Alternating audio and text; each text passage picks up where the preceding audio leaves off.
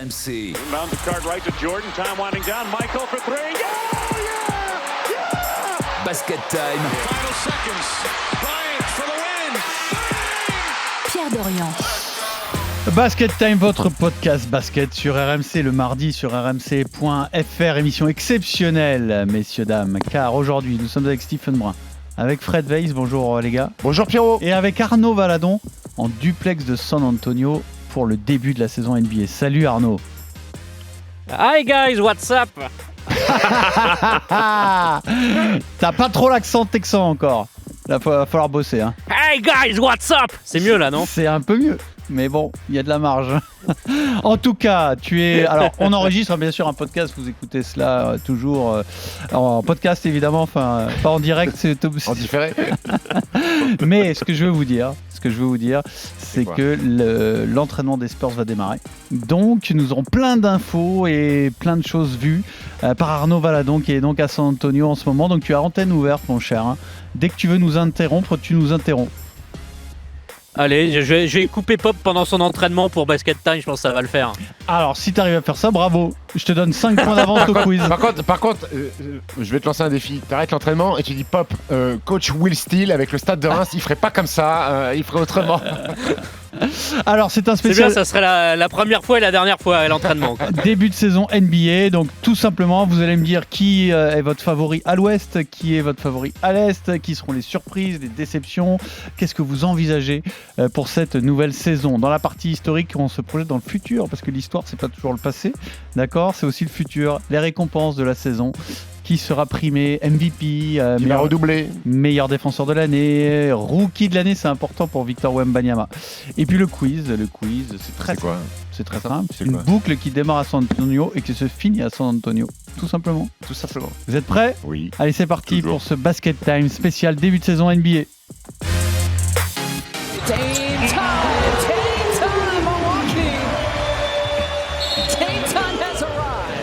Giannis tipping it away. Look out. It's showtime. It's Giannis top.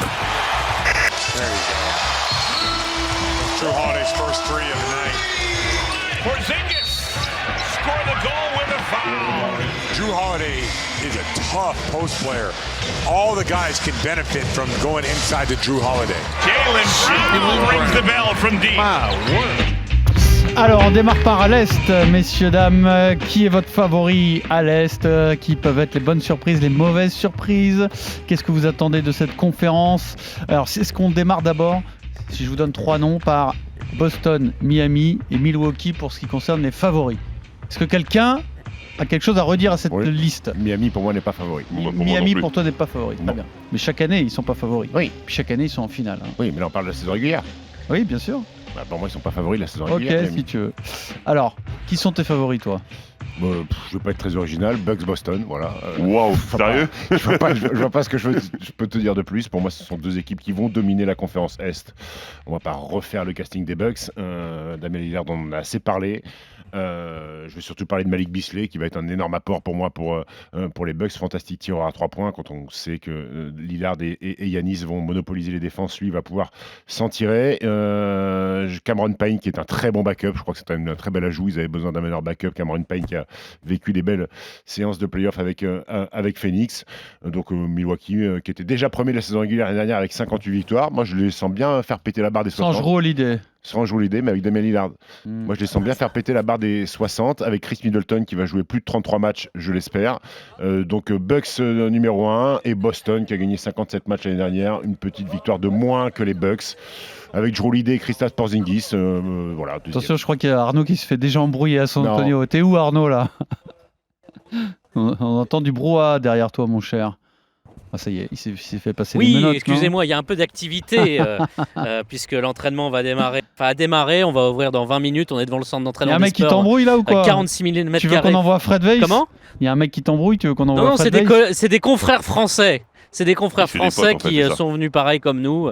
Donc on salue, mais il y a beaucoup d'attroupements, il y aura beaucoup de Français. C'est ça peut-être la donne qui va changer par rapport au début d'un Tony Parker. C'est vraiment aussi les Français qui viennent suivre la NBA tant la Ligue a pris une ampleur. Donc ça va être intéressant de suivre ça. Et voilà, dans 20 minutes dans ce podcast, on sera au bord du terrain d'entraînement des Spurs pour voir notamment Victor, probablement au shooting, ça va être la fin de l'entraînement. Il y a match dans 2 jours, on le rappelle. Et là, présentement, t'es où exactement? T'es pas encore entré dans la salle, c'est ça?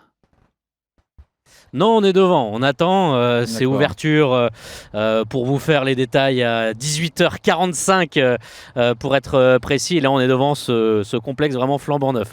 C'était le petit bijou. Je veux dire que Victor Wembanyama passait du Palais des Sports Marcel Cerdan à ses 46 mm² dédiés aux Spurs. Faut quand même se mouiller la nuque.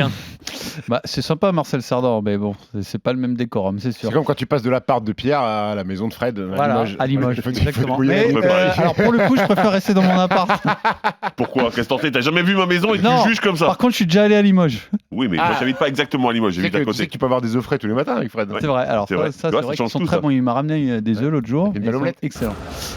Mon cher Fred, est-ce que tu es d'accord? 60 victoires pour Milwaukee, Boston, autre favori. Moi, j'ai de pas la cette chance d'avoir la conférence. même boule de cristal que Stephen, donc le nom des victoires, j'aurais du mal à dire.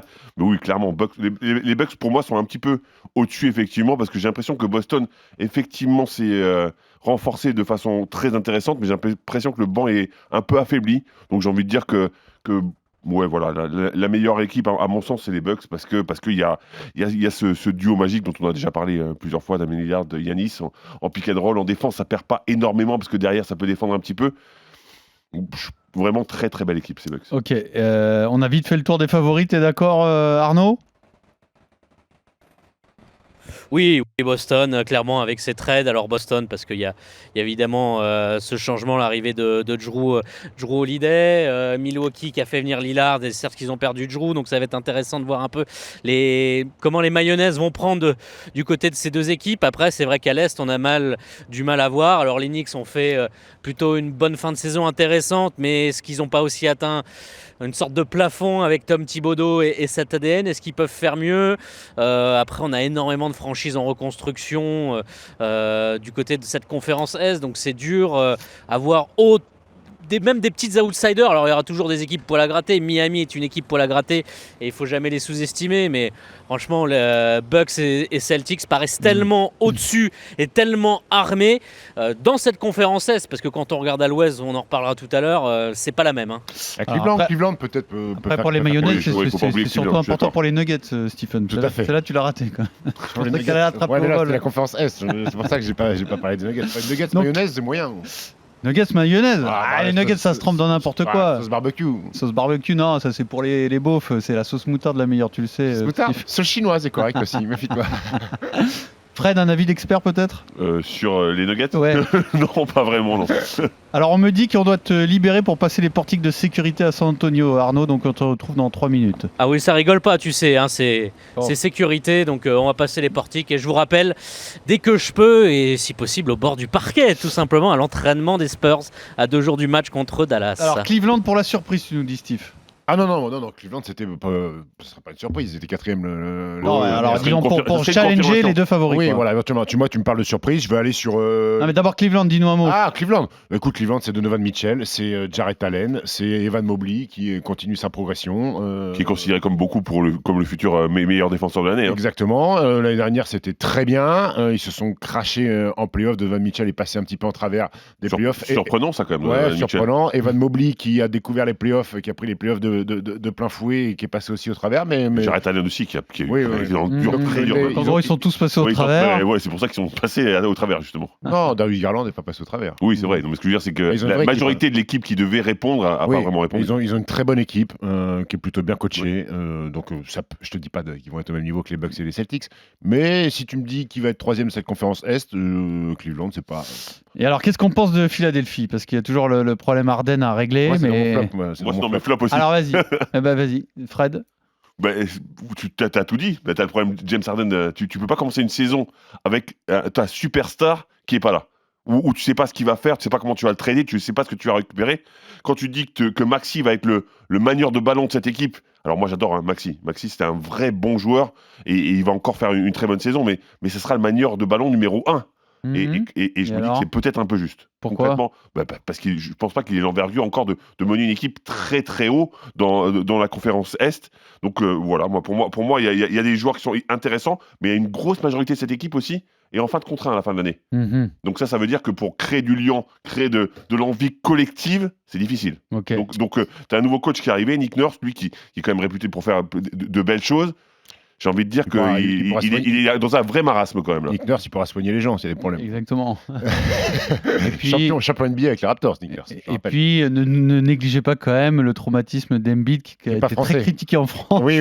Non, mais moi, c'était mon flop. Là, je l'avais noté parce qu'il fallait préparer un petit flop parce que James Harden pas là, pas fait la préparation. Là, il est pas là sur les derniers entraînements. Ça veut dire Il veut que partir de toute façon. il veut partir. Mais le problème, c'est que Mais c'est trop simple de dire il veut partir. oui, il faut une contrepartie Voilà. intéressante. Le problème, c'est que si jamais il est tradé, je sais pas quand, là, dans 15 jours, dans 2 mois, dans 3 mois, ça veut dire que tu vas devoir réintégrer des nouveaux joueurs et tu vas devoir repartir à zéro sur la construction d'équipe.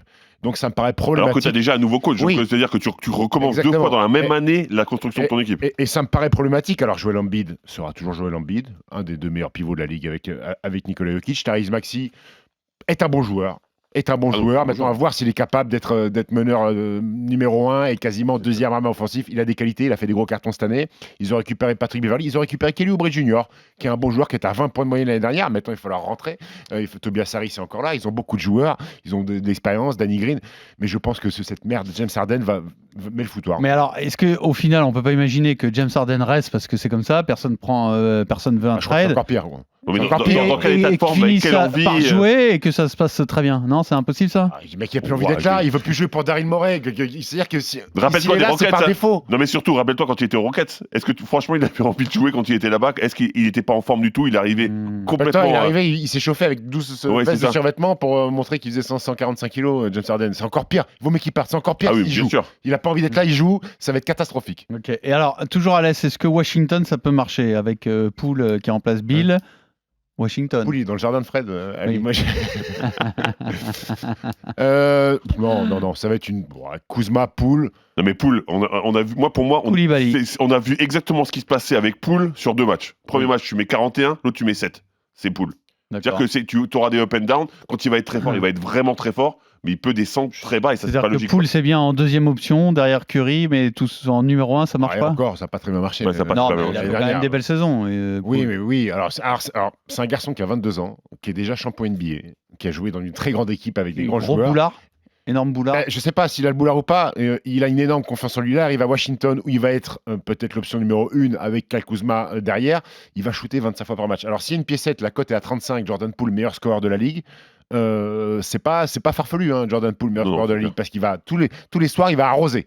Donc, il va avoir Mais des pour coups de gagner chaud. des matchs, c'est pas pareil. Non, Washington, pour moi, n'est Mais en pas prétendant, reconstruction n'est aussi. pas hein, oui. Donc, J'ose espérer qu'en arrosant, de temps en temps, il voit Bilal Koulibaly un petit peu démarqué pour que le Français puisse. Parce que j'ai l'impression que Bilal Koulibaly va défendre pour lui et pour Jordan Poole. Il va devoir défendre pour deux, Bilal Et Koulibaly. qu'est-ce qu'on a d'autre d'intéressant à l'Est? moi j'ai choisi à l'Est les Nets comme Les surprise. Nets. Oui, Les Nets comme surprise. Je sais, ça peut paraître un peu farfelu, mais moi j'aime plutôt bien leur équipe. Je Pourquoi? trouve qu'elle est bien équilibrée. J'adore Michael Bridges déjà. Je trouve que c'est un joueur fantastique. Ensuite, il y a les deux Cam, Johnson et Thomas qui sont des bons joueurs. T'as Claxton qui va Problème, continuer à c'est qu'il va progresser. Ouais, et Il va faire honnêtement, le pont au 1er novembre. qui va continuer à progresser, qui fait quand même plutôt des bonnes saisons. T'as Finney Smith qui va défendre, Roy Sonny qui est là. Ils ont récupéré Lonnie Walker, the fourth des Lakers. Mais, C'est un ajout plutôt donc sympa. toi tu me dis qu'une équipe avec Ben Simmons. Attends, mais justement, peut performer. laisse-moi terminer. Justement, Good shape. moi je te dis, Ben Simmons, c'est la donnée la plus importante. Et si tu me demandes carrément. qui sera le MIP, ben moi je Ben mettrais Ben Simmons. Simmons. Très bien. Ah ouais, ok. Ben On Simmons croit qui a dit encore à Ben Simmons. Ben Simmons qui a dit qu'il serait au jeu avec l'Australie cet été. Tant mieux pour t'intéresse, l'Australie. ça hein. t'intéresse. Non, mais ça C'est pas m'intéresse grave. fortement. Mais il avait absolument. très envie d'y aller, mais peut-être que le Oui. coach n'a pas envie de le récupérer. Hein. Quelle est ta surprise possible, toi, Ma Smith? surprise, c'est les Pacers. Indiana, l'année dernière, ils ont gagné 35 matchs. Ils étaient 11e à l'Est. Ils ont un axe meneur pivot de très haut niveau, puisque Tyrese Haliburton était All-Star la saison dernière. C'était un des meilleurs joueurs de Team USA cet été. Il fait d'Indiana une équipe un petit peu plus sexy à regarder. C'est clair. Bon joueur, Miles Turner, la saison dernière, fait sa meilleure saison en carrière, 18 points, 7 rebonds, 2,3 blocs. Buddy, il est toujours là, avec sa bonne réussite à 3 points. Surtout, ils ont récupéré Bruce Brown, champion NBA en titre, et pas dans un rôle anodin avec les Nuggets. Et ils ont récupéré Obi Toppin, qui va pouvoir jouer un peu plus de minutes, qui était à New York, mais qui était barré par Julius Randle, et je pense qu'il peut faire des choses. Obi-Wan, tu veux dire. Obi-Wan. Ils ont 3 gamins, Bénédicte Mathurin, qui a fait une très belle saison hockey l'année dernière, qui va s'aguerrir. Ils ont Nembhard et Isaiah Jackson qui vont être meilleurs. Donc je crois aux Pacers, avec Rick Carlisle, ça va se batailler pour un 8e place ou play-in. Et pour tous les amoureux des New York Knicks, il y en a beaucoup en France. On espère quelque chose où il n'y a pas grand-chose qui a changé. Si on espère que Clément Fournier joue ou qu'il soit transféré, c'est tout ce qu'on espère un peu.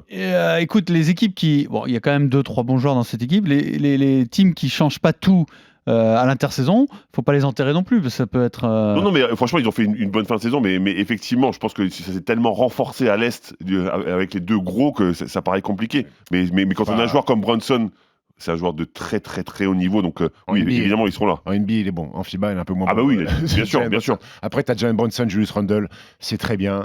Mitchell Robinson, il faut qu'il joue une saison entière pour leur apporter des choses. Emmanuel Quickley, il va pas être loin du titre de 6e homme de l'année s'il sort du banc, parce que lui, c'est mon choix. Il va mettre des puntos. Non, les Knicks, ça va faire 5, 6, 7, quoi. Ouais. Voilà, par là.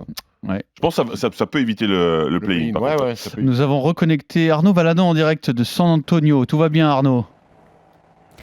Tout va bien, on s'apprête à aller voir l'entraînement des Spurs. Tu sais, c'est très encadré, comme dans l'équipe de France de basket masculine, en foot, on n'a accès qu'à la fin. Mais on attendait dans une petite salle et il y avait des employés des Spurs qui étaient en train de préparer des maillots Wembanyama noirs floqués numéro 1. Ils avaient à peu près une centaine de maillots de différentes tailles. Pourquoi ? Parce qu'ils allaient les signer.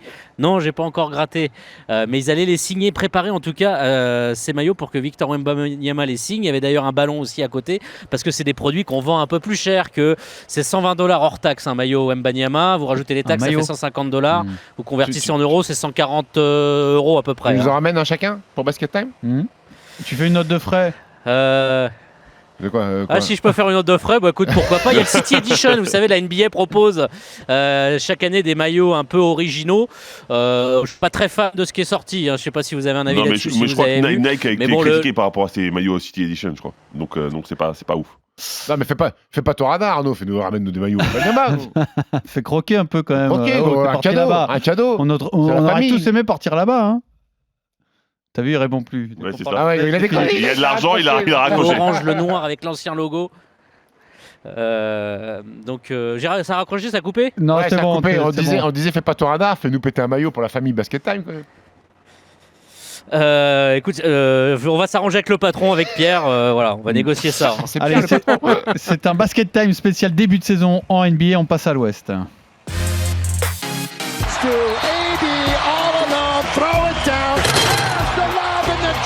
It's thrown down by Davis from D'Angelo. By Davis, good play position by AD. LeBron going downhill all the way, laid up, left hand and score. KD lighting the lamp from deep. Unselfish Booker. Splash. Booker against Caldwell Pope, doubled. KD got it. Surgical. It's over. At last, the long wait is over. After 47 years, the Denver Nuggets can finally call themselves NBA champions. Alors, à l'Ouest, donc, votre favori, les surprises possibles, les flops attendus. Est-ce que Denver est plus ou moins fort que l'an dernier, le champion en titre? On commence par le champion en titre, Fred. Sur le papier, ils sont un peu moins forts. Ils sont un peu moins forts. Oui, ils ont perdu deux joueurs qui étaient hyper importants pour eux. Et dans ce sens-là, je pense qu'ils sont un peu moins forts. Mais ils ont pas mal de jeunes qui veulent développer, qui veulent faire progresser. Donc, quand on a un maître à jouer comme Jokic et qu'on a un Jamal Murray à côté, je pense que ça peut aider quand même à grandir vite. Il faut se rappeler de Brown, le petit Brown, Christian Brown, qui a éclos aux yeux de tout le monde assez rapidement. Donc, voilà, je pense que c'est pas qui c'est. Non, c'est vrai, je vois pas. Christian Brown, c'est un rookie, un blanc bien gaillard, bien costaud. Ouais, qui a été plutôt bon, qui a apporté de l'énergie et tout ça. C'est vrai qu'on attendait peut-être pas qu'il soit aussi performant aussi rapidement. C'est un des rares joueurs à avoir gagné la NCAA et dans la foulée le titre NBA. Donc c'est quand même. Donc un peu moins fort, mais à voir, parce que bien les sûr, locomotives étant toujours là, peut-être que les joueurs de complément peuvent être aussi performants que l'an dernier. C'est la volonté affichée de Denver, c'est de faire sortir un petit peu des jeunes. Ouais, ils ont perdu Jeff Green et Bruce Brown, qui étaient deux joueurs importants. Ils viennent de prolonger Zekenaji pour 3 ans, c'est-à-dire qu'ils comptent dessus, et lui aussi, ils veulent le propulser un petit peu, lui donner plus de minutes. Maintenant, quand vous avez Jokic qui maîtrise le basket... Laisse-moi finir, Pierrot, parce que je vais m'énerver. Nikola Jokic qui maîtrise le basket et qui fait briller les gens autour de lui, donc je suis pas inquiet pour Denver. La vraie marge de progression, s'ils peuvent progresser, c'est Jamal Murray, qui l'année dernière, rappelez-vous, ça faisait 1 an qu'il n'avait pas joué au basket. Il était un petit peu irrégulier sur ses matchs. Alors il a fait des finales, des playoffs exceptionnels, mais là il va être là bien dès le départ. Donc c'est peut-être la marge de progression de cette équipe-là. Mais Ils connaissent maintenant la routine. Alors, le plus dur, c'est le back-to-back. Hein. Gagner une fois, c'est dur, mais gagner une deuxième fois de suite, c'est encore plus dur. Mais je ne suis pas inquiet parce que Jokic est tellement serein, tellement déconnecté de cette pression du basket. On a vu des images de lui, le mec, il vit dans une autre planète. Le mec est en entraînement, il est en train de scouter des chevaux. Voilà, il préfère scouter des chevaux, comme Pierrot d'ailleurs, qui le prépare le Moscato. Sauf que moi, je ne suis pas champion NBA. Pas propriétaire aussi. Non, moi, je suis pas inquiet pour Denver. Peut-être qu'ils vont être moins bons en saison régulière, puisqu'ils l'ont été la saison dernière. Mais le temps que les jeunes s'incorporent complètement au projet, etc. Mais voilà, et puis, à la fin, ils sont là. On a vu la progression d'Aaron Gordon depuis qu'il arrive à Denver, c'est fantastique et je pense qu'il va encore progresser. Michael Porter Jr. peut monter encore bien plus haut que ce qu'il n'est à l'heure actuelle. Voilà, ils ont encore. Gordon, pour moi, c'est un exemple concret de ce que peut faire Jokic sur un joueur. Parce que quand il était au Magic, pour moi, c'était un poulet sans tête. Concrètement, je m'y connais en poulet, tu l'as dit tout à l'heure, un poulet sans tête. Là, quand il arrive là-bas, on a l'impression qu'il comprend le basket, que c'est un génie du basket lui aussi. C'est là que tu te rends compte de l'influence d'un Jokic. C'est quoi, Fred? Je pense que si jamais Pierrot, un jour, dans une vie parallèle, joue en NBA, je pense qu'avec Jokic dans son équipe, il est à 12 points de moyenne. Moi? Ouais, toi. Non. Il va te mettre en valeur. Dans les positions que t'aimes bien, les positions que t'aimes bien, dans le corner à 45. Là, si je monte sur ses épaules pour dunker, peut-être. Ouais. Là, d'accord. Est-ce qu'on parle de Denver à San Antonio, Arnaud Valadon? Ah, on l'a reperdu. C'est comme ça, hein, c'est la loi du direct. J'ai l'impression qu'il est parti au catering. Le plus important, c'est qu'il nous décrive tout à l'heure l'entraînement des Spurs en direct. Alors, l'autre équipe qu'on attend, c'est les Lakers. On est d'accord? Les Lakers, c'est une excitation de folie. Là. Tout le monde dit les Lakers, ça va être très costaud cette année. T'es plus excité par les Lakers que par les Suns, toi? Ouais, ce que j'allais dire, moi, c'est les Suns que j'ai choisi. Mais les Lakers, il y a le prestige qui va avec. Il y a le prestige, il y a effectivement le fait qu'ils soient bien renforcés. LeBron James qui peut encore gagner une bague, c'est incroyable quand même au bout de 20 saisons d'NBA. Non, mais surtout, le recrutement estival a été plutôt très intéressant. Il plaît à tout le monde. Honnêtement, moi aussi, j'aime beaucoup les Lakers, mais c'est vrai que si je devais partir sur un deuxième favori, entre guillemets, je prendrais les Suns. Mais les Suns avant les Lakers. Ouais, je crois. Pourquoi? Parce que quand t'as KD dans ton équipe, déjà, KD et Booker, déjà, c'est super chaud. T'as Bradley Beal, t'as de quoi défendre, t'as Okogie, bien sûr. T'as récupéré Grayson Allen. Il faut pas non plus sous-estimer ce gros défenseur. T'as un mec comme Eric Gordon qui peut t'apporter des choses. Nassir Little qui avait eu beaucoup de difficultés à son début de carrière, qui revient et qui peut apporter beaucoup de choses, qui est vraiment aimé par Frank Vogel. Et pour moi, la clé de cette équipe, alors j'ai pas parlé de Bradley Beal, mais évidemment lui aussi, hein, il sera très important, mais pour moi, la clé de l'équipe, paradoxalement, c'est Nurkic. Alors, Youssouf Nurkic, le pivot qui est bosnien, qui est capable de faire beaucoup de choses. Alors, je pense que défensivement, ils ont besoin d'une présence à l'intérieur déjà, et il n'y a pas beaucoup de présence mise à part lui, mais c'est surtout que lui, physiquement, on ne sait jamais quelle saison il va pouvoir faire. Et c'est vrai que si à l'intérieur, ils n'ont pas Nurkic, ça va être un petit peu dur. C'est l'interrogation, c'est Nurkic. Pour moi, la vraie interrogation, c'est ça, parce que par contre, en forme, c'est un vrai bon pivot. C'est un vrai bon pivot, rugueux, dur, solide. Bon passeur. Donc je pense qu'il peut vraiment s'incorporer à cette équipe. Watanabe qui arrive aussi et qui est plutôt une bonne pioche, honnêtement. Eric Gordon, quand tu vois l'équipe, je trouve qu'ils ont fait un bon taf de recrutement. Ils ont Drew Eubanks qui est backup pivot. C'est bien, maintenant, 3 superstars dans une équipe. Ça marche jamais. Il y en a toujours un qui doit se sacrifier. Mais tu sais très bien que ce sera Bill. Oui, d'accord. Il n'y a même pas je le sais que c'est lui, mais est-ce qu'il va être capable de le faire intelligemment, de se sacrifier? Tu sais, quand toute ta vie, tu as pris 20 tirs par match et que du jour au lendemain, tu dois donner. En plus, il va jouer meneur. Après, ce que j'allais dire. Après, il va jouer meneur et ça m'inquiète un peu. Tu vas devoir faire des plays, annoncer des plays pour KD, annoncer des plays pour Booker. Peut-être sur 8 ou 9 attaques de suite, tu vas pas shooter parce que c'est la réalité. Quand tu as Devin Booker et Kevin Durant, parfois, tu shootes pas pendant 5 minutes 30. Il va avoir les boules. Bill. Donc, à voir. Je fais les vannes parce que tu les fais pas cette semaine. Je sais pas ce qui t'arrive. C'est un podcast qui est enregistré le lundi soir. Je fais pas de vannes le lundi soir. C'est que le mardi midi. Et je me suis douté. Non, j'ai quelques interrogations. Ouais. Donc, toi, ça serait peut-être pas l'équipe que tu citeras en deuxième à l'Ouest. Non. C'est qui? J'ai envie de dire les Warriors, Pierrot. Les Warriors, bien sûr. Avec Steph, il faut toujours se méfier. Ils ont fait all-in sur on gagne tout de suite. C'est-à-dire qu'il n'y a pas de préparation d'avenir. Parce que quand tu fais normal, Chris Paul, il a 33-34. Ouais, Stephen. et puis quand tu fais venir Chris Paul, moi j'ai 43. Non, Curry. Il n'a pas 35, Curry? Si, il a 35. 35, ouais. 35, donc tu ne peux pas avoir sur l'avenir là. Mais quand tu fais un projet de court terme. Non, mais tu aurais pu faire venir quelqu'un d'un peu plus jeune. Là, tu fais venir Chris Paul, ça veut dire que tu veux gagner tout de suite. Draymond Green, ils ont fait le choix. Draymond Green, Jordan Poole, finalement, c'est Jordan Poole à qui on a dit au revoir. T'as vu qu'on vient d'apprendre que toute l'année, Steve Kerr a essayé d'organiser un dîner ou un déjeuner avec Draymond Green et Jordan Poole, et Draymond Green a refusé toute la saison de manger avec Jordan Poole. Il est spécial lui aussi. Hein. Les deux sont un peu bizarres. Hein. Les deux, oui, il y en a un qui a pris une patate par contre. Donc non, mais sinon pour revenir sur les Warriors, je crois beaucoup en Jonathan Kuminga, qui a joué beaucoup de minutes en pré-saison, qui a été très bon. J'ai envie de croire que c'est son année. On attend sur lui du côté des Warriors, clairement. Et l'année dernière, n'oubliez pas qu'en fait, ils font une saison quasiment sans Andrew Wiggins, qui joue pas, qui a des problèmes perso. Il joue pas Andrew Wiggins, alors que la saison d'avant, il est All-Star quand ils sont champions, il est exceptionnel. Donc pour moi, c'est un nouveau joueur, Andrew Wiggins, Kevin Looney qui est toujours là, Klay Thompson qui ne trouve pas d'accord avec les Warriors de prolongation, donc il va sûrement être free agent à la fin de l'année.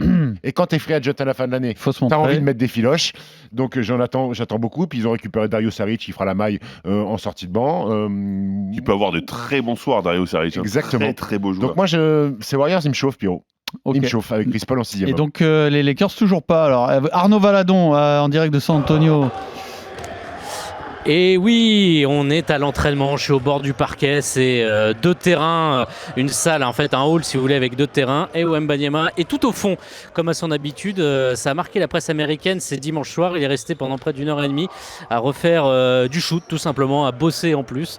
Et là Wembanyama il fait des lancers francs, accompagné de Trey Jones notamment. On a Jeremy Sochan qui est à 10 mètres de nous. Voilà les Spurs qui sont à la fin de leur entraînement, à 2 jours de leur entrée en lice en NBA face à Dallas. Et voilà, ils sont tranquilles. Voilà, c'est shooting à l'américaine. Tiens, puisqu'on est dans la conférence Ouest, est-ce qu'ils ont annoncé un objectif, les Spurs, Arnaud ? Non, pas d'objectif, mais de toute façon, c'est faire mieux que l'année dernière. Vous allez me dire, c'est pas difficile, mais peut-être retrouver des standards défensifs, parce que c'était une des pires défenses de la NBA l'année dernière. Et il n'y a pas eu d'objectif annoncé, que ce soit play-in, play-off pour l'instant. On attend un petit peu de voir. Ça fait pas forcément partie des choses qui ont été dites. C'est progresser et voir ce que ça peut donner. En tout cas, Wemby a dit que lui, il voulait déjà se rapprocher le plus près possible du titre NBA, tout en étant assez réaliste sur le fait que voilà, c'est une franchise qui avait un des pires bilans l'année dernière et qu'on ne peut pas forcément passer du tout au tout. Si on compare à l'arrivée de David Robinson, qui est drafté numéro 1, ils n'avaient pas tout de suite été brillants, ils avaient encore fait une saison délicate et ensuite chopé Tim Duncan, et là ça avait été différent puisqu'ils avaient glané un titre de champion 2 ans ou 3 ans après la draft. Je crois que Duncan c'est 97 et ils sont champions en 99. Très bien, tu nous interromps, tu n'hésites pas s'il se passe quelque chose de significatif à l'entraînement des Spurs, c'est tranquille, il y a beaucoup de journalistes, dis-moi Arnaud. Écoute, il y a pratiquement que des journalistes français, c'est pour vrai tout vous dire. Bon, les Américains ils savent qu'ils l'auront sous le nez toute l'année. Jérémy Sochan va se présenter en conférence de presse. Et voilà, je vous rappelle dès que possible. Très bien, à tout à l'heure Arnaud. Donc à l'ouest. Quelle nationalité, Jérémy Sochan ? Alors je dirais polonais. Ouais. Bravo. Un point. Pourquoi, c'est dans le pour le quiz, non, pas du tout. Alors, il y a beaucoup de choses encore à l'ouest qu'on n'a pas évoquées. Les Clippers. Les Lakers, oui, peut-être. Les Lakers. Bah non, mais vous voulez pas en parler des Lakers. Vous respectez pas LeBron. Qu'est-ce que tu veux que je te dise ? T'as toujours été un peu réticent à dire du bien de LeBron James. Non, mais c'est surtout qu'on en a déjà parlé des Lakers. On l'a évoqué plusieurs fois que leur recrutement estival était plutôt intéressant. Que honnêtement, je pense qu'ils ont de vraies options. Ils vont embêter plein d'équipes. Après, voilà, pour moi, les équipes qu'on a citées avant, les Nuggets par exemple, les Suns ou les Warriors, c'est au-dessus. C'est au-dessus. Okay. Mais c'est une belle équipe. C'est une belle équipe bien construite. Quand tu récupères Gabe Vincent, Taurean Prince, c'est bien, c'est solide. La santé d'AD, toujours un point d'interrogation. T'as re-signé les mecs qu'il fallait re-signer. Voilà. T'as signé 2-3 mecs qui étaient hyper intéressants. Christian Wood, c'est un bon apport. Alors, tu vas te mettre 20 points, tu vas en prendre 18. Voilà, c'est bien. Bon, très bien, c'est bien. Sans plus, on verra. Si, ça va faire 45 victoires. C'est pas bien. plus. 44, 45. Okay. Ils éviteront le play-in. Moi, je pensais qu'ils étaient plus ambitieux que ça, mais c'est pas grave. Les Clippers, est-ce que ça peut marcher un jour ? Moi, c'est mon flop. Ah, c'est ton flop. Moi, c'était un de mes tops. Ah, c'est intéressant alors. Moi, c'est mon flop parce que c'est bon. On nous a déjà fait le coup plein de fois. Oui, Kawhi est un super joueur. Oui, Paul George est un super joueur, sauf qu'il joue jamais. On ne sait pas comment ils sont vraiment. À chaque fois, on nous vend une équipe fantastique. Oui, sauf qu'à chaque fois, à force de le vendre, c'est une équipe qui commence à être vieillissante. Je suis désolé, l'effectif est vieillissant. Moi, ça me fait pas rêver. Et je demande à voir quand même ces 2 joueurs monstrueux en soi. Vraiment en forme sur le terrain. Steve. Ouais, en fait, l'année dernière, ils ont gagné 44 matchs avec une équipe buissonnière. Les mecs, ils n'étaient pas là. Ils ont réussi à gagner 44 matchs. Leonard joue 50 matchs, Paul George 56. Et je me dis, à un moment donné, avec tout ce qui se passe, avec le management qui est mis en place, avec les critiques qui sont en train de leur tomber dessus, sur les mecs, vous jouez jamais, arrêtez de vous moquer du monde. Est-ce qu'il n'y aurait pas une prise de conscience de Paul George, qui a eu plusieurs déclarations d'ailleurs en ce sens-là, en disant, il faut que je redevienne la bête que j'ai pu être en saison régulière. Kawhi, lui... Bon, Kawhi qui est toujours stoïque en disant la meilleure saison de ma carrière, c'était à Toronto. et j'avais fait du load management. Bon, Kawhi, il est dans un monde. Il est pas avec nous, de toute façon. Il est pas avec Ça nous. fait combien de temps qu'il a pas été très performant quand même? Ça commence à dater maintenant, hein, même si on connaît le Mais je sais pas si c'est bonhomme. vrai- hein, je sais mais- pas si c'est vraiment pas performant qu'on peut dire sur lui. Non, C'est il joue blessé. pas. Il joue pas, Oui, voilà. mais Quand justement, Quand t'es il blessé joue, et que tu joues quand pas. il joue, il est bah, top 5 NBA. Bah oui, sans problème. C'est ça le problème. Donc, c'est pour ça que je te trouve un peu dur de dire qu'il est pas performant. Si. Il joue pas. Pour moi, Non, mais- pour moi, c'est encore un des meilleurs ailiers de la ligue. Ouais, est-ce qu'on en est sûr? C'est ça Oui, la question. en plus, oui, la parce que capacité quand- qu'il a de défendre en plus. Le peu de Enfin, matchs c'est- qu'il a joué l'année dernière, c'était carnage avec des hauts pourcentages de réussite. Mais bon, c'est une équipe, il y a tout au magasin. Quand t'as Zubac premier à l'intérieur, c'est énorme. Quand t'as Russell Westbrook, mine de rien, qui est 6e homme ou starter, ça dépend, c'est énorme. Quand t'as Terrence Mann qui est là, quand t'as Bader Alors, Covington. Terrence Mann, est-ce que c'est pas un peu le maillon faible parce qu'ils veulent en faire leur meneur, c'est ça? Ils veulent pas le transférer, Terrence Mann. Ouais, mais Parce c'est- que s'ils avaient accepté d'envoyer Terrence Mann à Philly, James Harden serait déjà aux Clippers. Donc ils comptent vraiment sur lui. Bader Covington. En fait, il y a beaucoup de joueurs. Norman Mais s'ils Powell. sont en bonne santé, c'est très mais- fort. Mais oui, alors, mais complètement. Mais il y a- je suis d'accord. il y a ce si, quoi. Et le si, sauf que le si, il est quand même important avec des joueurs qui, je le dis, ils prennent de l'âge un petit peu et ça fait quelque temps qu'on les a pas vus vraiment performants sur la durée. Alors oui, ponctuellement, quand ils jouent, ils sont très bons. Donc À toi, chaque c'est fois, ton ils battent flop quelque chose. et toi, c'est ta bonne surprise et l'inverse. Ton flop, toi, Steve? Non, c'est pas ma bonne surprise, les Clippers, je les attends très haut. Ma bonne surprise, c'est OKC. Toi aussi, c'est OKC ou pas? Non. Moi, Bah, ça aurait pu parce qu'effectivement, ouais, ça peut être. moi, ma surprise, c'est OKC qui l'année dernière passe un tour de play-in avant de perdre contre les Wolves pour aller en play-off. Il y a 40 victoires. Bon, Shai Gilgeous-Alexander qui a été All-Star, qui a été First Team, une saison à plus de 30 points. Les jeunes qui vont être meilleurs, comme Josh Giddey et Jalen Williams. La première saison de Chet Holmgren qui va être un vrai concurrent à victoire pour le titre de rookie. Il y a deux Frenchies, Olivier Sarr et Ousmane Dieng, qui ont eu des minutes en pré-saison. Cette équipe, elle a 25 ans de moyenne d'âge. Elle a beaucoup de choses en magasin. Elle est très bien coachée par Marc Daigneault. Donc moi, je les vois play-off. Je les vois 8e cette année. Je suis complètement d'accord avec toi. Vraiment. En plus, j'adore cette équipe et j'ai bien aimé Sarr, Chet Holmgren ensemble. Ouais. Ça peut faire des Et étincelles. puis, il y a un petit Vassili Micic. Il y a toujours la curiosité de Vassili Micic à OKC, voir s'il va réussir à s'imposer pour un Alors Européen. concrètement, t'as lu ses déclarations? Oui. Lui-même le quoi sent pas super bien. Ah quand bon? Il y a Non. du- Il a dit quoi? Il y a du monde à l'arrière. même. Ouais, c'est ça. En gros, il dit que ça va être dur, ça va très Ouais. vite. Enfin voilà quoi. Hmm. Donc même lui, il faut. Mais respire pas la sérénité. mais OKC, c'est peut-être la franchise des 5 prochaines années. Et alors, Oui.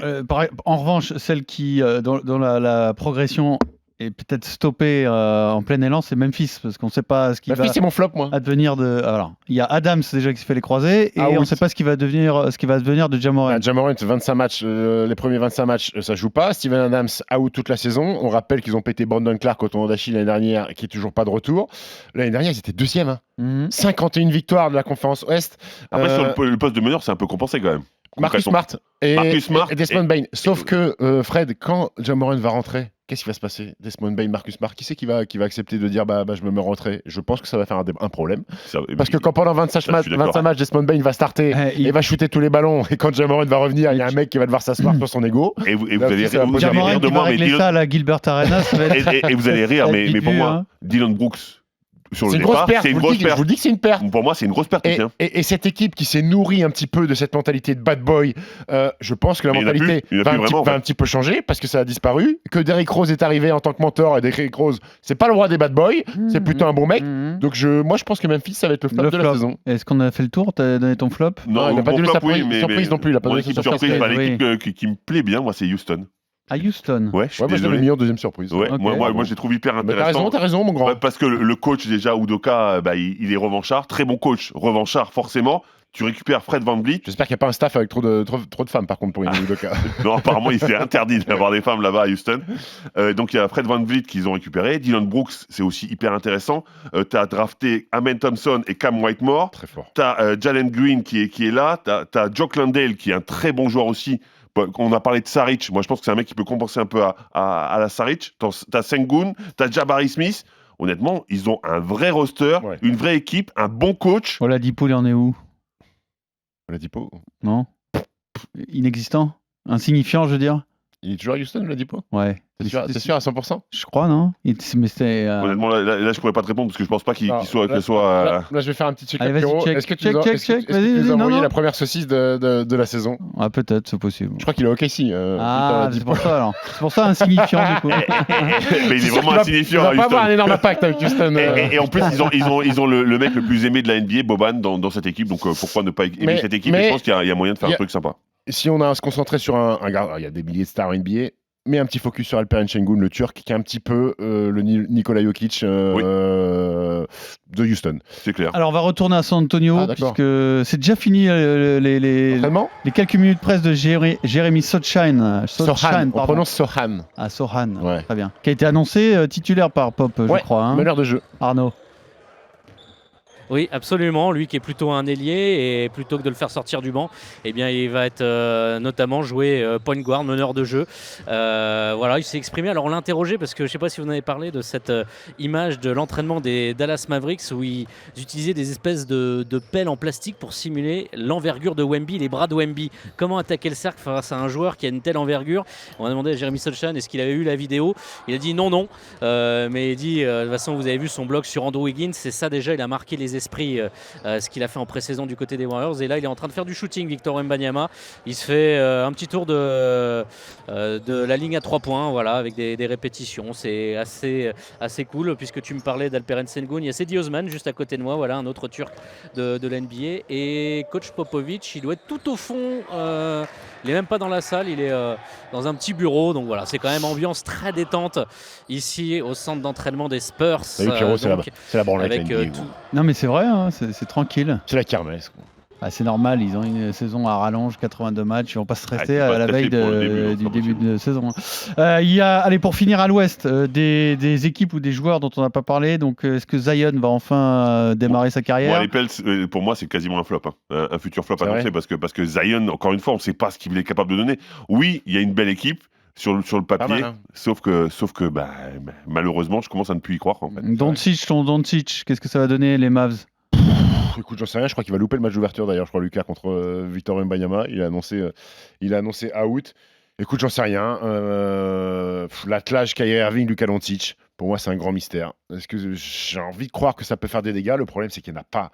Il n'y en a aucun des deux qui peut jouer sans ballon, même si il n'y en a aucun des deux qui défend. Il n'y en a aucun des deux qui défend. Après, ils se sont renforcés. Je pense que Grant Williams, c'est bien pour les Mavs, mais je sais pas, si je jette une pièce en l'air. On n'attend pas grand-chose. Et Minnesota, pour reparler un peu de Rudy. Moi, j'ai un peu peur. De Minnesota. Allez. C'est censé être l'avènement d'Anthony Edwards. Oui, c'est ça. Oui, sauf que lui, il va faire sa saison. Ça, c'est une évidence. Oui. Sauf que. Je sais pas si ça va vraiment prendre. Après, à l'intérieur, c'est quand t'as Towns, quand t'as Naz Reid, quand t'as Rudy Gobert, c'est quand même énorme. À l'intérieur, t'as Mike Conley qui est un meilleur. Mais c'est presque trop à l'intérieur. C'est peut-être too much. C'est presque trop à l'intérieur. Alors, la partie historique, on va se projeter sur les récompenses de la saison à venir. NBA Rookie of the Year is Wembanyama!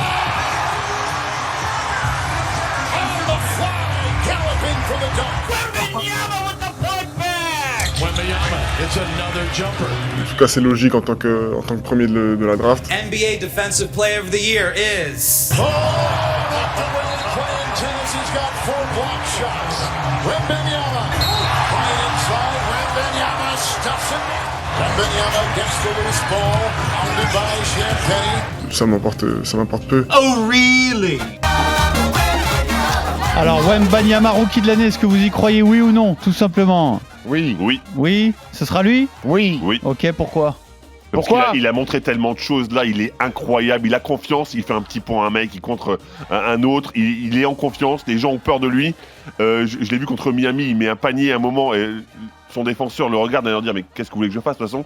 Ce mec sur Thomas Bryant. Ouais, sur Thomas Bryant, pourtant c'est quand même un costaud quand même. Ouais. Et il dunk sur lui et Thomas Bryant regarde en disant mais vous voulez que je fasse quoi? Après, il y a d'autres phénomène. Il y a d'autres clients, il y a Scoot Henderson, mais tu nous as parlé de Whitemore, c'est ça? Non, il est pas. Ça va être un bon rookie, mais non, il parlait de Chet Holmgren. Chet Holmgren qui va être un concurrent. Oui, Chet Holmgren, oui, d'accord. Whitemore, tu disais pas ça pour être dans le top des non, mais ça va être. C'est un très bon pick. Après, pour l'avenir, quoi. Ouais. Après, Victor, il part avec une longueur d'avance sur les autres. C'est que, au point de vue médiatique, point de vue marketing. La hype, ça aide. Hein. La hype, il a une hype. Au moment des votes. Le moindre geste de Victor va être commenté, va parfois, être magnifié. Exactement. Parfois, il va faire un lay-up tout simple, mais les Américains vont nous le vendre comme It's unbelievable lay-up by Victor from the three-point line. Tu vois, tout va être magnifié autour de Victor Wembanyama. Non, c'est vrai. Tout va être magnifié autour de Victor Wembanyama. Donc, le tir à 3 points après un crossover, ça va faire le tour du monde. Donc, je pense qu'il part avec de l'avance. Alors, je ne dis pas que ça va suffire, parce qu'il va produire sur le terrain aussi. Il va faire des choses. En même temps, le seul truc, c'est que du coup, aussi, il n'a pas le droit à l'erreur. C'est le comment dire, le. Si, ben alors là, je pense que tu te trompes. Je pense qu'il a un tout petit peu plus le droit à l'erreur que d'autres. Ah ouais. C'est-à-dire qu'en gros, il peut faire 2-3 matchs où ça se passe mal, alors bien sûr, à un moment, on va lui tomber dessus. Sauf que effectivement, le fait qu'on ait parié sur Victor, qu'il y ait une hype aussi importante, les gars, ils veulent pas avoir tort. Donc à partir de là, qu'est-ce qu'ils vont faire ?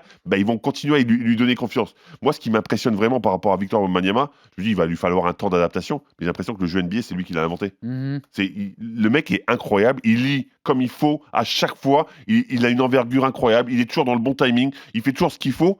Moi, la dernière fois, tu m'as dit que j'étais amoureux de lui ou que tu voulais que je l'adopte. Moi, adopter, je suis pas contre. Mais en pré-saison, son impact défensif est déjà mis en avant. Est-ce qu'il peut aussi être meilleur défenseur de l'année ? La réponse est oui. La réponse est oui. Est-ce qu'il va l'être, d'après toi ? La réponse est oui, probablement. Tu penses ? Je sais pas, moi, quand je le vois faire 5 contre en 20 minutes, je me dis qu'il peut finir la saison parce que je pense qu'il va jouer plus. Il va jouer 28 ou 29 minutes de moyenne. Il peut finir à 3 contre et demi par match. Et c'est des comptes sur les tirs à 3 points, c'est des comptes c'est du contre partout en fait. Moi je me pose la question par rapport à ces rebonds quand même. Parce que souvent, il va falloir qu'ils prennent des rebounds un peu. Il va falloir qu'ils prennent un peu plus de rebonds parce que concrètement, effectivement, les comptes c'est hyper important pour eux, mais c'est vrai qu'un big man, parce qu'il est considéré comme tel, même s'il joue pas vraiment comme un big man, pour eux, c'est compliqué qu'ils prennent pas de rebond. Mais je crois qu'il il bénéficie pas, le contraire de bénéficier, il pâtit. Il pâtit du fait de sa capacité à switcher et souvent de défendre sur des gardes extérieurs. Bien sûr. Donc il est souvent très loin de la raquette. Non, mais j'ai pas dit qu'il n'y avait pas d'explication. Simplement que statistiquement, les mecs vont regarder en disant mec prend pas de rebond. Il va falloir qu'il s'approche des 8 rebonds de moyenne, mais Victor. Et on parlait tout à l'heure, alors les Mavs ont fait un exercice. Bon, c'est un exercice qu'on fait pas parce que uniquement on joue contre Victor Wembanyama. On le faisait déjà à mon époque. Oui, on le faisait déjà pour grandir, pour justement travailler la finition. Mais il y a des équipes qui vont sûrement mettre en place des choses pour écarter Victor Wembanyama du cercle, pour que le chemin soit plus accessible. Donc il va modifier aussi des plans de jeu des équipes. C'est pour ça que défensivement... Sauf qu'il tient les duels en plus. Et il tient les duels sur les switches. Donc Jaren Jackson, Evan Mobley, Anthony Davis sont des concurrents à Victor Wembanyama pour être défenseur de l'année. Mais s'il est rookie de l'année, s'il est dans la course pour être défenseur de l'année, il sera All-Star. Duncan Robinson avec les Spurs l'ont été la première année. Il y a surtout avec la hype qu'il a, le vote du public. Victor Wembanyama, il peut être All-Star. Oui, je vais vous dire de mon œil de non-connaisseur, quand on est allé le voir l'an dernier jouer, mais dans la salle, pas à la télé, Roland, ou aussi à la Carpentier. Moi, c'est ça qui m'a le plus impressionné. C'est pas tant son apport offensif, c'est cette facilité qu'il a à contrer. C'est incroyable. C'est-à-dire que tu as l'impression qu'il n'est jamais pris dans les feintes. Il a des tellement longs segments qu'un contre, c'est... En fait, il est très grand, mais il a des déplacements latéraux incroyables, ce qui lui permet de tenir geste qui est très dur pour la plupart des basketteurs. En fait, pour lui, c'est très facile. Mais je t'explique pourquoi. Je te dis, il a des déplacements latéraux qui sont tellement bons qu'il se retrouve toujours entre le ballon et le panier, d'accord. Et à partir de là, avec ses grands bras, son timing et sa détente, parce qu'il jump quand même, c'est difficile de le passer. C'est impossible de passer. Et puis en plus, il a un énorme avantage, c'est que dans sa voiture, il fait l'essence sans sortir. Il fait le tour dans le mauvais sens en plus. Et ça compte au moment des récompenses parce qu'aux États-Unis ça blague pas avec la voiture. Exactement, mon grand. Est-ce qu'il peut être All-Star dès sa première saison ? Oui. Ouais, vote du public. Allez, terminé. Bon, qui est votre MVP ? Là sur la ligne de départ, qui sera MVP ? Moi j'hésite entre deux, Jokic et Giannis. C'est assez simple, c'est pas très compliqué de prévoir sur ces deux-là. Alors Jokic parce que c'est Jokic, tout simplement, j'ai même pas besoin d'explication. Giannis parce que maintenant il est accompagné de Lillard, parce qu'il va avoir plus d'espace pour jouer, il y a un joueur qui va pouvoir écarter le jeu, il aura plus d'espace dans la raquette. Il va pour moi être en lice aussi pour être meilleur défenseur, parce que là aussi ils ont perdu un petit peu sur le poste de meneur de défense, donc il va être encore plus important défensivement, il va prendre plus de volume dans le jeu. Donc moi je mettrais une petite pièce sur Giannis. Écoute, oui, ils sont des candidats qui se tiennent. Je me dis peut-être qu'en volume de points, Giannis va peut-être perdre vu que Damian Lillard va mettre beaucoup plus de temps que Jrue Holiday. Je vais choisir un troisième larron pour MVP. Je crois que c'est l'heure de Jason Tatum pour être MVP. L'année dernière, sa première saison. On se pas de beaucoup avec non. Je pense que ça sera un des trois. Tatum. C'est quand même le plus élégant des trois.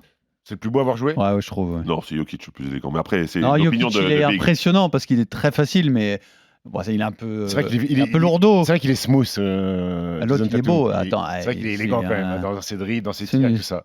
Après, une gravure de mode, le mec. Non, mais... Oui, mais beau et élégant, c'est pas pareil. Hein. Si, parce que dans ses moves et tout, moi, je le trouve fantastique.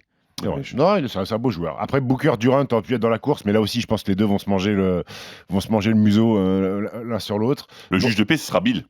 Justement, exactement. Par rapport à et Luka Doncic aurait pu être prétendant, mais je suis pas sûr que les Mavs fassent une grande saison collective, donc ça va lui coûter des points sur le titre de MVP. Impossible que LeBron James pour sa 20e saison, si les Lakers font un truc dingue, je sais pas si récupère le gros lot. Le problème, c'est que les garçons qu'on a cités collectivement vont être très hauts, et en termes de chiffres vont être très hauts. Je sais pas si LeBron peut Alors s'il le fait, gros, c'est bravo. Moi, je m'agenouille devant lui. Hein. S'il fait une saison à plus de 30 pions de moyenne, 8 passes. On peut l'enregistrer, ce qu'il vient de dire, s'il vous plaît. Ce serait important de le replacer. Je sais pas, là, ça me paraît, surtout si Heidi est en bonne santé. Je vois pas LeBron faire au niveau des stats. Mais c'est plus à lui de faire autant de stats. De toute façon, c'est Heidi, tu as raison, c'est lui la clé des Lakers. Bon, très bien. Pas d'autres candidats pour le MVP? Non, pourquoi tu Alors, est-ce qu'il y a d'autres récompenses que vous avez bossé? Il y a MIP. MIP, c'est Michael Bridges, moi. Michael Bridges. Des Nets. Ok.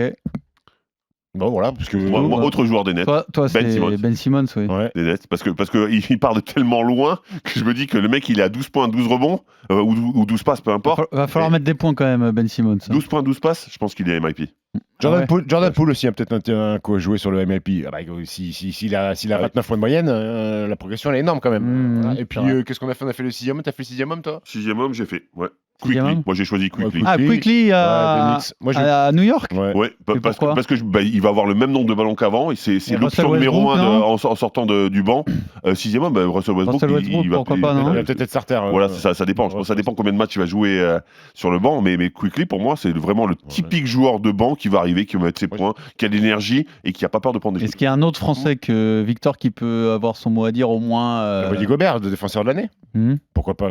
Ça reste un bon défenseur, hein, Rudy. Donc, ça dépend la saison de son équipe aussi. Exactement. Et pour le 6e homme, moi je vais mettre Chris Paul, tiens, pour le petit clin d'œil. Alors Chris Paul sera pas starter? Non. D'accord. Et c'est la première fois de sa carrière qu'il ne sera pas starter. Ok.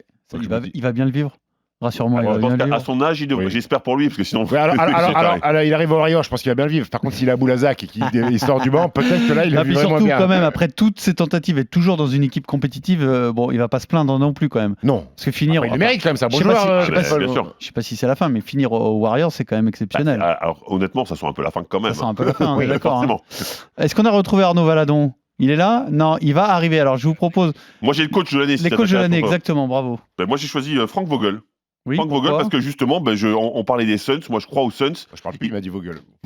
Enfin, ça y est, tu te réveilles au bout de 40 minutes de podcast. Donc, je choisis Frank Vogel parce qu'il a gagné un titre déjà, parce qu'il va devoir manager une équipe compliquée, on l'a dit, parce qu'il y a quand même des gros égos à manager, et que si les Suns font une bonne saison, je pense qu'on parlera de lui forcément. Stephen? Moi, je vais prendre Marc Daigneault, le coach d'OKC. Coach de l'année, parce que je sens bien OKC. C'est qui lui? Il sort d'où? C'est quoi son parcours? Le parcours de quoi? De Marc Daigneault, oui. Il était là l'année dernière déjà. Oui, mais vas-y, moi je. De Grégor. Grégor Daigneault. Non, mais c'est pas du tout un nom moi, je percute rien du tout quand tu me dis Marc Daigneault.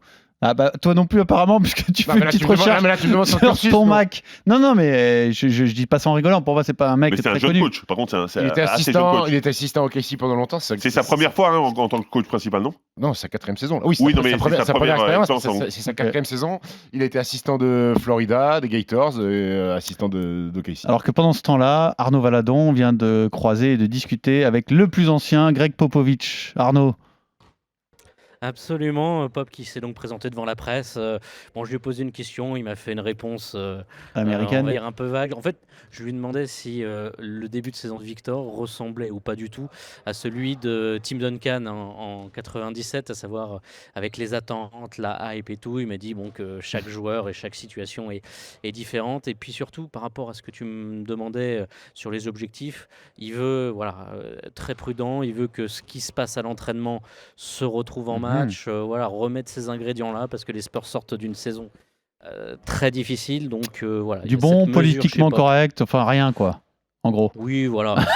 Il n'y a pas de bonne. On a bien fait de t'envoyer à San Antonio. Arnaud, je peux revenir là. Avant que tu repartes. Demande-lui à Pop si. Alors, il a initié Boris. Passe-le nous, Pop, s'il te plaît. Passe-le nous, tiens, vas-y. Ça ira plus vite. Là. Hi, Pop, Steve Brown. Il est pas si loin que ça. From Squeak. Demande-lui si il compte initier, même si Victor est un peu jeune, il a pas l'âge de boire de l'alcool un peu, mais si quand il aura 21 ans, au pinard un petit peu. Peut-être qu'il connaît déjà Victor. Hein. Peut-être, ouais. Mais je suis pas sûr. C'est fini. Il aime beaucoup les fruits de mer. Victor Wembanyama est très friand. C'est fini avec Greg Popovich là, non? Merci Arnaud, t'as bien fait d'y aller, vraiment. Vous parlez de vin, j'ai le droit de parler de nourriture. Pour toujours qu'on profite quand même de cette séquence média, c'est quoi le programme, la suite du programme là pour toi à San Antonio? Écoute, on va aller voir différents artistes, différents entrepreneurs, notamment un patron qui a créé la boisson Wemby Ah là là, tu parles de ton programme aujourd'hui. Non, moi je te parlais du programme des Spurs. Qu'est-ce qui va se passer dans la journée? Bon, écoute, ça va être assez tranquille pour les Spurs. Ils vont avoir un shooting, enfin un entraînement demain. Là, après, chacun Ok. peut faire aussi un peu de travail individuel, kiné. Voilà, c'est un peu, voilà, c'est vraiment Bon. à l'américaine Alors, avec cette séance. Donc, c'est un programme un peu léger, si tu veux. avant de repartir pour peut-être d'autres interviews, est-ce que tu veux nous donner rapidement ton MVP, ton coach de l'année, ton rookie de l'année, Arnaud? Oula, j'étais pas prêt. T'étais pas prêt, ouais, alors- Non, Mark Daigneault du Thunder avec Chet Holmgren qui va revenir, enfin qui va venir sa saison rookie, l'alliage Guidi, il y a Misic qui a joué un petit peu en pré-saison, Shai Gilgeous-Alexander, tout ça. Donc je pense que le Thunder peut faire ça. Et au niveau du MVP, allez, un Jason Tatum. Alors, c'est le Basket Time spécial début de saison NBA. Est-ce qu'on te garde pour le quiz, Arnaud? Non, je vais filer. Ah Je suis désolé. Alors, ça va être un tête-à-tête entre Stephen Brun et Fred Weiss. Ben, c'est parti.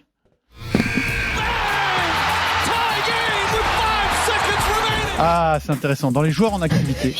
Ah, Le mec sauce sa question. Ah, c'est intéressant. qu'est-ce qu'elle est bien écrite cette question, franchement. Alors là, c'est intéressant. On va revenir sur... Je prends pour Julien Lepers. Ah oui, oui, oui, oui, oui. Ah ouais, ouais, ouais. Et alors là, je vous propose quelque chose. Guys, come on, help me. What are we doing here? Ah oui, oui, oui, oui. Oh là là là là. Ça, c'est beau, ça.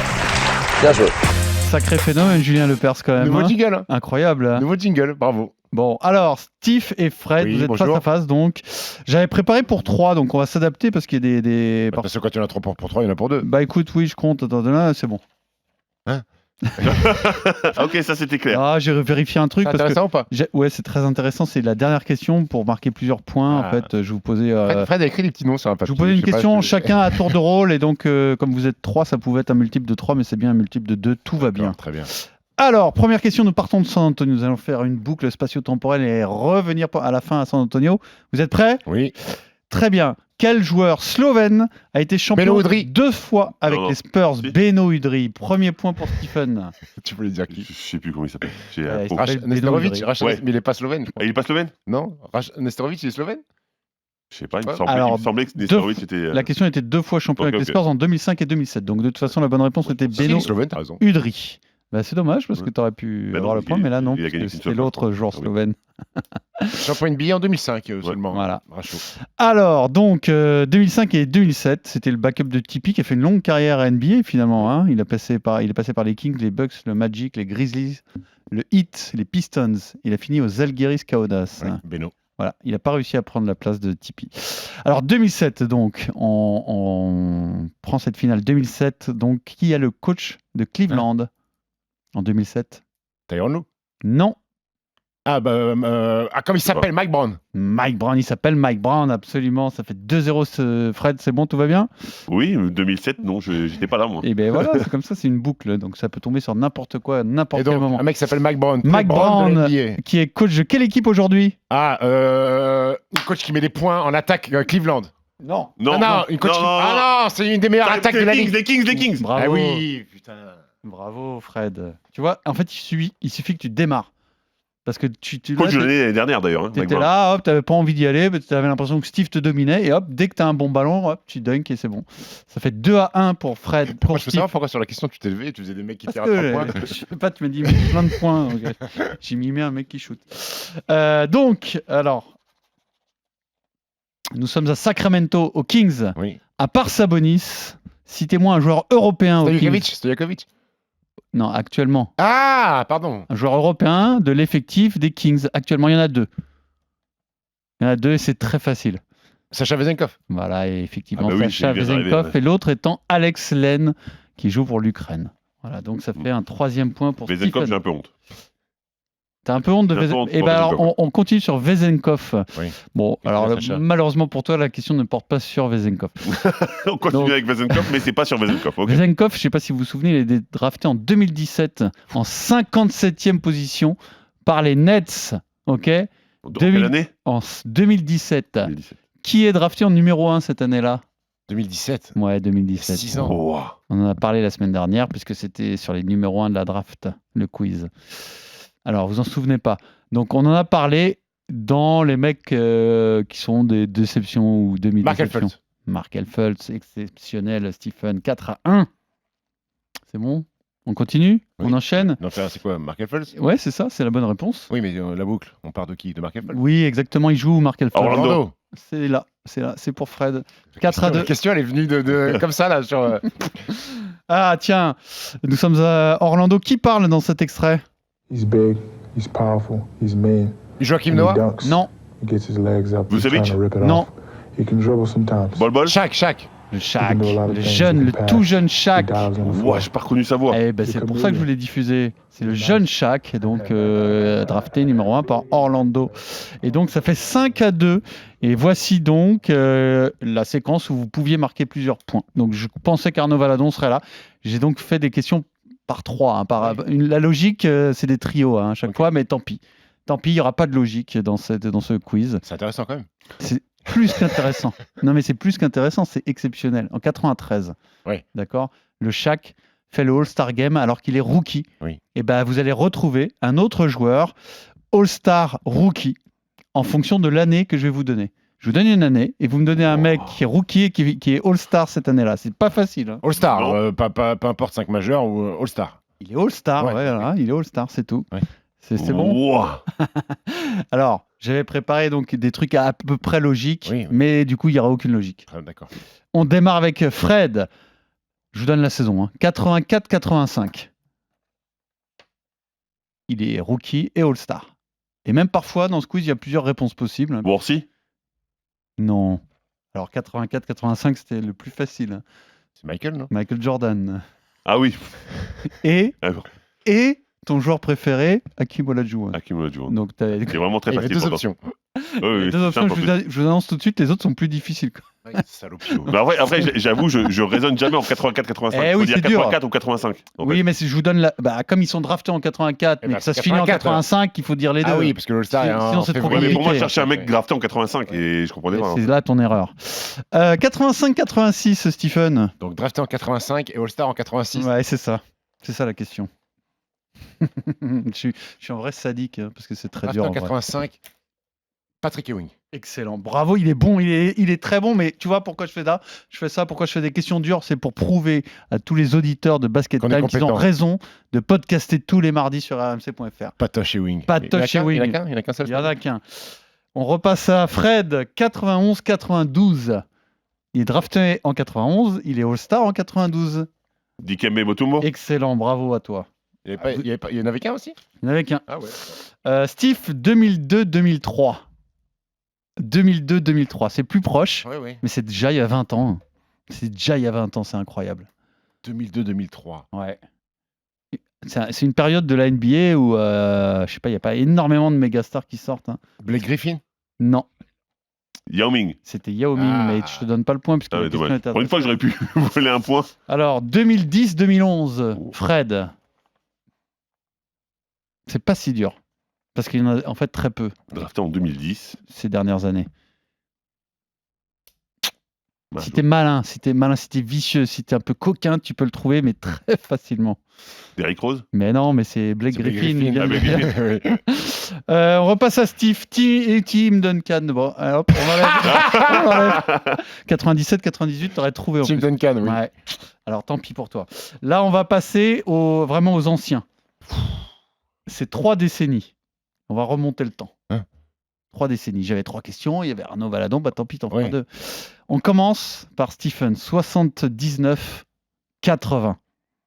Drafté en 79. All-Star en 1980. Tu peux me donner des initiales au moins?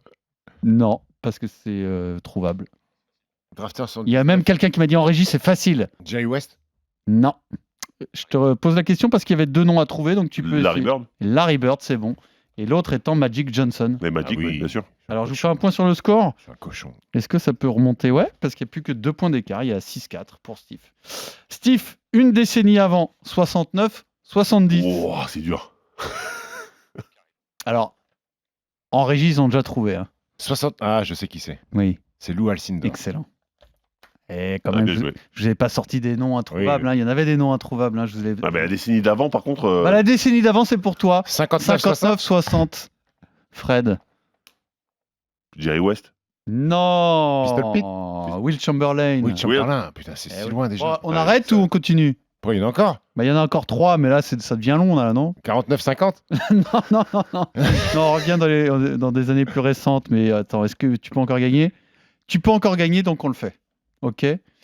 On en est à qui, là, Steve? Ouais. Bon, si t'échoues, Fred pourra répondre pour essayer de gagner le Je quiz. suis toujours chou, moi. 94-95. 94-95? Ouais. 94-95? Ouais. Tu l'as ou pas?